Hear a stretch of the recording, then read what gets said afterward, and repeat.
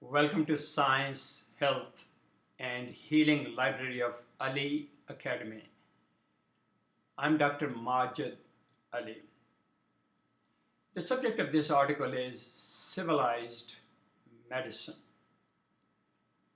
Recently, one of my wife's friends at lunch asked me if I practice alternative medicine. I said, no, I do not. She said, I thought you did. I said, how can I practice something that I do not know? I do not know what alternative medicine is. How can I practice it?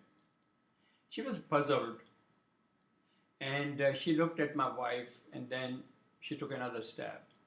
She says, oh, do you practice integrative medicine? I thought I would want it to amuse her. I said, no. She said, no. I said, no. How can I practice anything that I do not know what it is? I do not know what integrative medicine is. You said, do you call it complementary medicine? I said, no. So this was a friendly lunch. She looked at her companion. She looked at my wife. She smiled back. So she said, okay, all three questions were not very useful.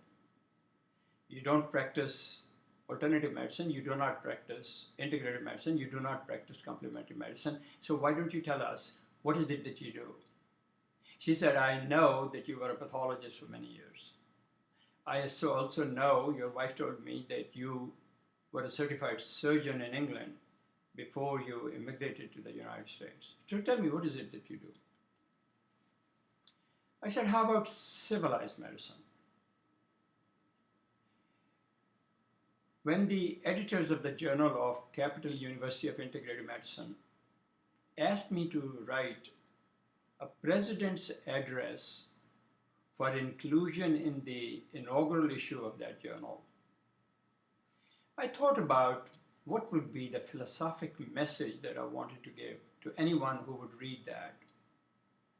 And I chose the title Civilized Medicine. The full text of that article appears both on wiki-medical.org and also on www.kids123.org, which is the official website of Children's Health Corps, a foundation that my wife Talat and I started some years ago. I defined civilized medicine as a medicine which cares for the person without any subservience to any school of medical thought. I had some years earlier introduced my definition of integrative medicine, which I earlier defined for the inaugural issue of the Journal of Integrative Medicine, which I added. And that was, integrative medicine is a discipline which brings to the care of a person, unwell, sick, all therapies that are safe and effective without any subservience to any school of medical thought.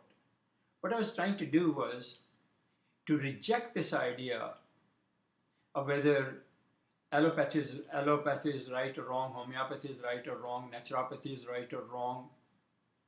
To me, what meant was the passion of a physician in healing arts is to do whatever is safe and effective to serve that one single individual at any given time who trusts her or his health to the practitioner.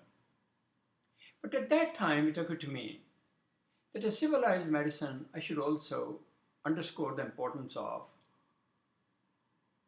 the clinical applications in an artful way of the non-scientific knowledge of human physiology, pathology, biology in general, and of course I was focusing on oxygen homeostasis.